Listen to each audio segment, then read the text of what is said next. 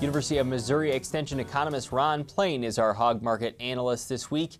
U.S. farmers continue to produce record amounts of pork. 6 of the first 9 months of the year set new marks for overall output, and the USDA forecasts production in the fourth quarter will be 3% higher than last year. The export market during September showed growth. Foreign shipments were 3% higher than September 2015. Mexico was the top buyer, taking nearly 35% of the total and recording its second best month ever with data back through 2000. We talked with Ron Tuesday morning about international demand, slaughter numbers, and recent price movements. They've been moving down, Jeff. We have seen lower hog prices 20 of the last 21 weeks. Basically, we've gone from the summer peak at around $80 per hundredweight on a carcass basis to a few days right at $40, if not a bit lower than that. What does that mean for margins? Well, for hog producers, it means red ink. These prices are too low to, even with low-cost corn, and we can't make money at this kind of level.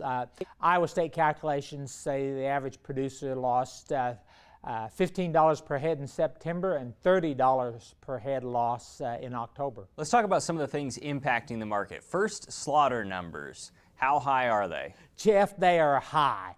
Prior to this fall, we'd never slaughtered 2.5 million hogs in a week, and we've done it 3 of the last 5 weeks, and probably going to do it several more weeks before we get to New Year's Day. So record hog supply, and that's why prices are down. At what point does that start slowing down? Well, once we get past New Year's. One of the problems is we normally have more hogs to slaughter this time of year, and then we get holidays. Packers won't kill any hogs Thursday of this week. Of course, Christmas Day and New Year's Day, they won't either. So we've got 3 weeks in there in which hog slaughter will be light because of the holidays, and so it makes plenty of hogs available for those non-holiday weeks. Once we get past New Year's Day, we stop having holidays for a while, and also the seasonal hog run tends to decline. So better prices and reduced slaughter in the new year. I should ask about weights, Ron. We have those high slaughter numbers, but are weights coming down from those record levels we saw, a year or 2 ago? Producers have done a very good job, Jeff, you're right, of keeping hog marketing current. Weights have been more or less steady, 281 pounds live weight average for slaughter. And normally this time of year we're going up. So producers did a nice job of keeping marketing current compared to both a year ago and compared to normal seasonal trends at this time of year.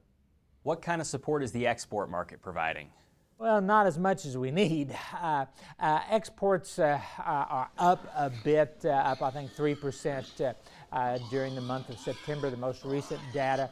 And we're optimistic we'll export a bit more pork next year, but the increase in supply on the market's been much faster than the growth in exports. Mexico is traditionally one of the top markets for U.S. pork. What's the relationship between the U.S. dollar and the Mexican peso right now? Well, one of the problems for U.S. pork exports in general and to Mexico and most everybody else is the dollar's been very strong lately relative to foreign currency. A strong dollar makes U.S. products look expensive to foreign customers. So one of the reasons we haven't done any better than we have this year on pork exports is the dollar's been strong relative to the peso, the Japanese yen. Those are our 2 big foreign buyers, and Mexico for the last several months has been our biggest foreign buyer of U.S. pork. Are there chances that the dollar weakens enough to help exports?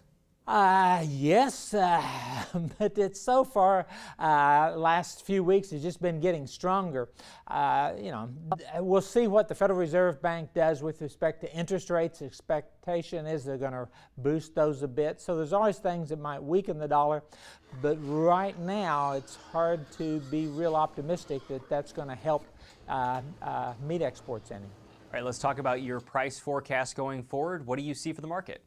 Well, like I said, slaughter is likely to stay around that 2.5 million level during non-holiday weeks, and so that means prices are probably going to move sideways, I think, until we get to late December and you can start to see the end of the tunnel, and then we might see some boost. We're around $40, $42 per hundredweight on a carcass basis, probably stay there for a couple, 2 or 3 more weeks, and then start up. We could see prices rally pretty rapidly, and right now we're expecting higher prices a year from now than what we've suffered through this fall.